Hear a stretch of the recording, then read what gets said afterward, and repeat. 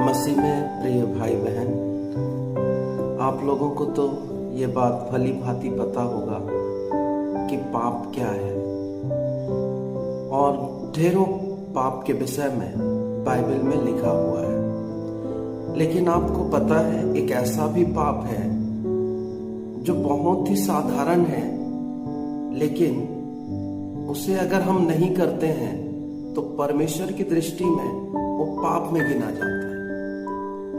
याकूब उसके 4 अध्याय उसके 17 पद में लिखा है, यदि कोई भलाई करना जानता है और नहीं करता तो ये परमेश्वर की दृष्टि में पाप है।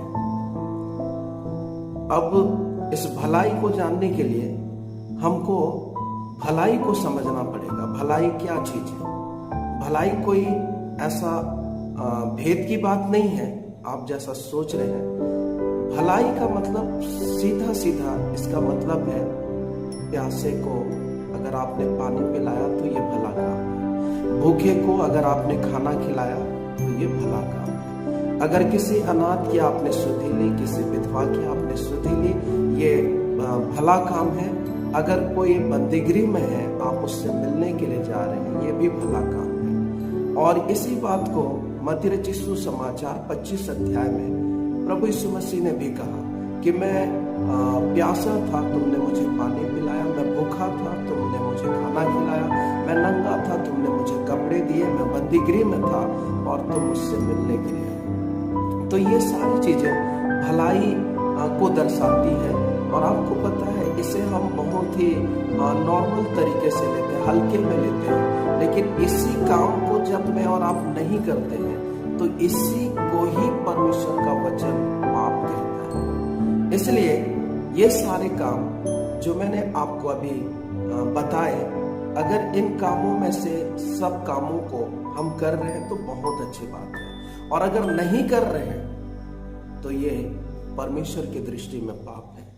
इसलिए परमेश्वर के वचन में लिखा है, मत्ती रचित सुसमाचार उसका 6 अध्याय उसके 1 पद में, कि मनुष्यों को दिखाने के लिए हमें धर्म के काम नहीं करना है। आपको पता है आज काफी सारे लोग बहुत अच्छे अच्छे काम करते हैं, लोगों की सुधि लेते हैं, लोगों के आवश्यकताओं को पूरी करते हैं। लेकिन होता क्या है, वो देते तो हैं लेकिन वो लोगों में पब्लिश भी करते हैं कि हम उस भाई को या उस बहन को देते हैं। लेकिन कुछ ऐसे भी भाई बहन हैं जो देते हैं लेकिन किसी को बताते नहीं हैं। जो बताते हैं वो कभी भी प्रतिफल नहीं पाएंगे।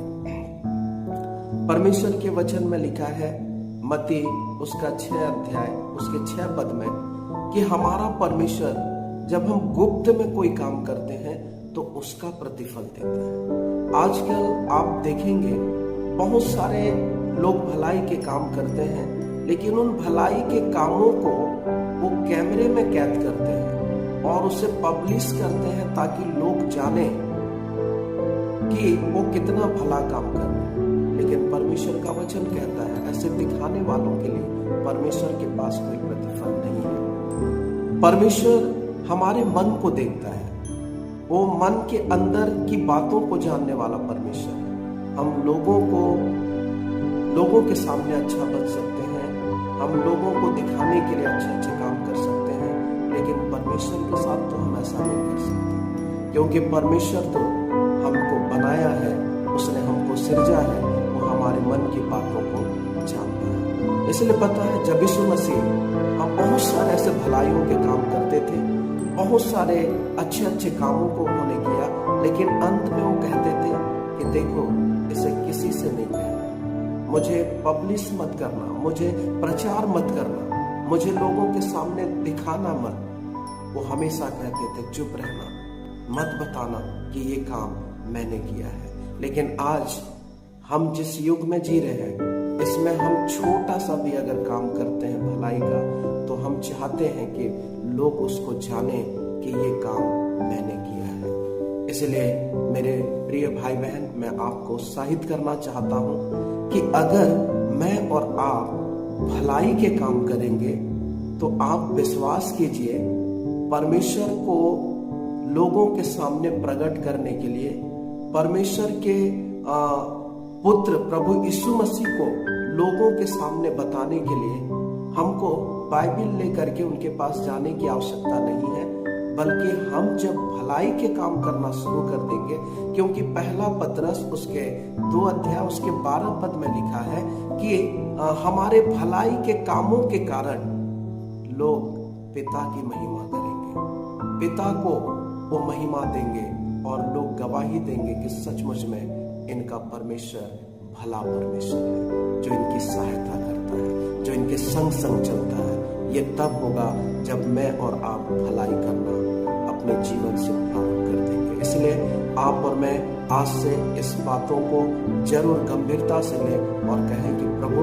मैं आज से भलाई करना चाहता हूँ, और वो ऐसा भलाई कि लोगों को दिखाने के लिए नहीं, बल्कि गुप्त में करना चाहता हूँ। और जब ऐसा करेंगे, विश्वास कीजिए परमेश्वर आपके जीवन के द्वारा बड़े बड़े काम करेंगे। परमेश्वर इन वचनों के द्वारा हम सबों को आशीष दे। God bless you.